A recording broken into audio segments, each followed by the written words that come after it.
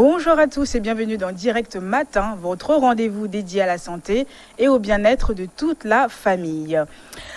Connu sous le nom commun d'attaque cérébrale, l'accident vasculaire cérébral AVC est une perte brutale de la fonction cérébrale due à un infarctus ou à une hémorragie.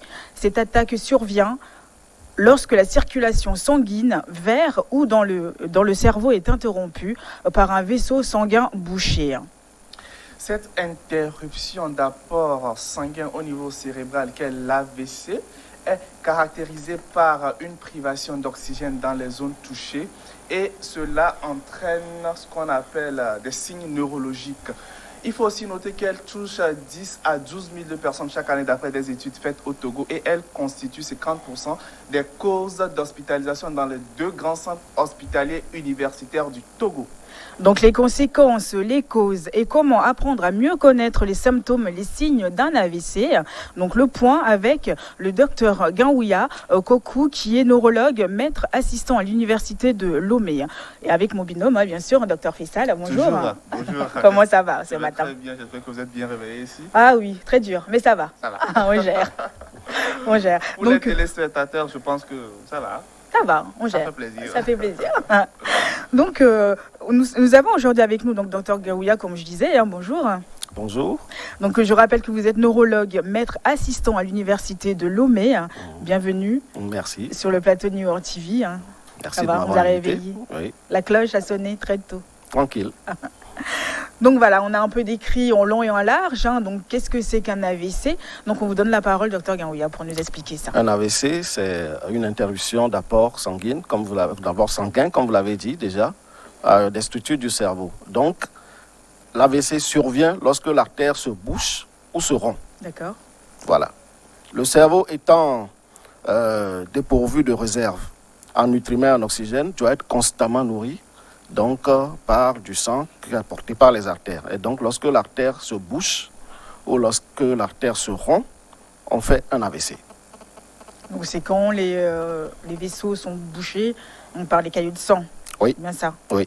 Et comment on développe ça? Comment on développe cet accident? Alors, l'accident vasculaire cérébral ischémique, c'est-à-dire lorsque l'artère cérébrale se bouche, oui. Donc, ou l'accident vasculaire hémorragique, lorsque l'artère éclate, survient toujours brutalement. C'est-à-dire, docteur? C'est-à-dire que là, nous sommes en train de parler, vous et moi, et puis la minute d'après, pour parler, j'ai des difficultés. Je fais un AVC. Oh. Ou j'ai l'impression, ou je sens qu'un de mes côtés est devenu plus lourd. Je fais un AVC. Comme ça. Il y a d'autres signes que nous verrons au cours de cet entretien. Et qu'est-ce qui peut provoquer ça?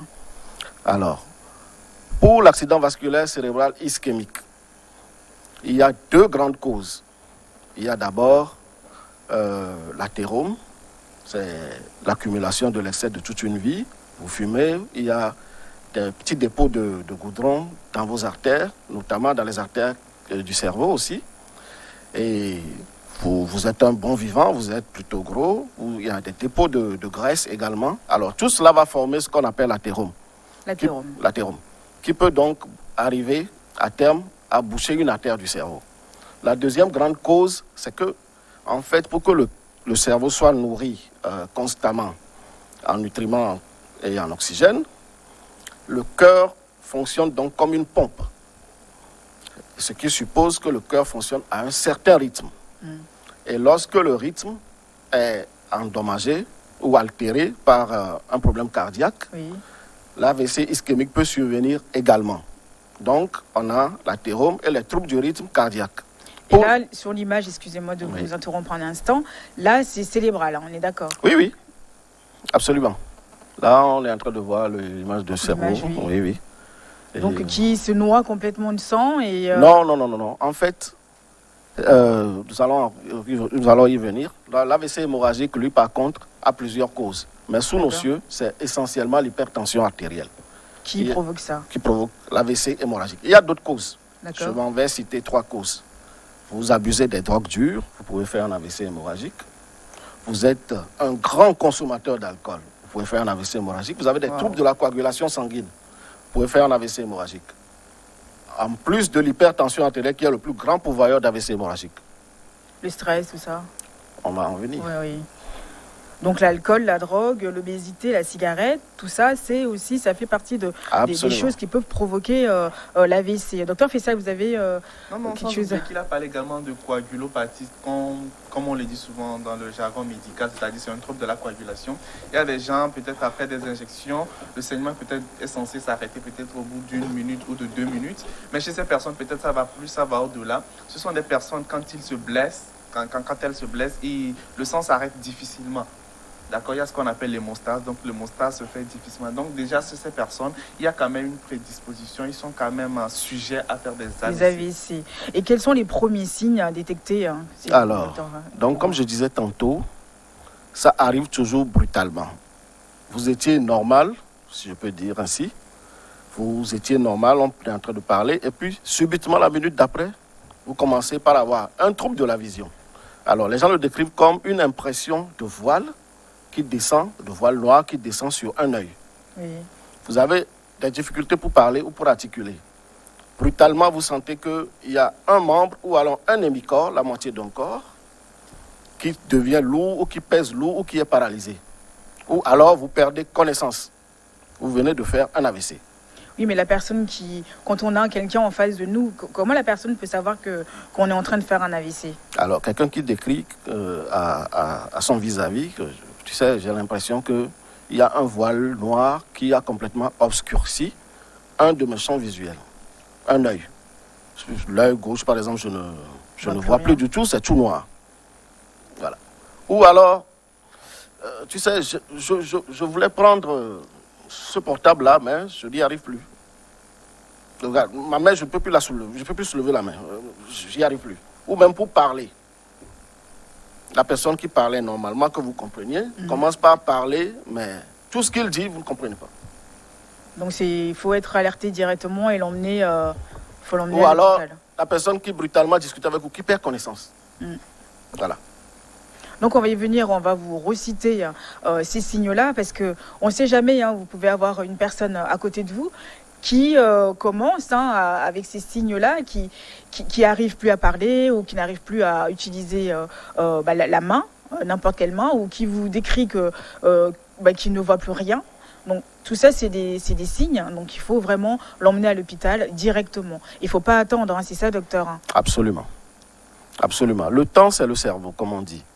Plus vous attendez et plus les lésions vont être fixées et irrécupérables.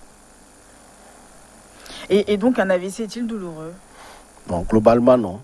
Il y a quand même, il faut signaler que dans les formes, dans les cas d'hémorragie cérébrale, on peut parfois avoir des céphalées, des maux de tête qui sont assez fortes. Sinon, pour la grande majorité, c'est sans douleur.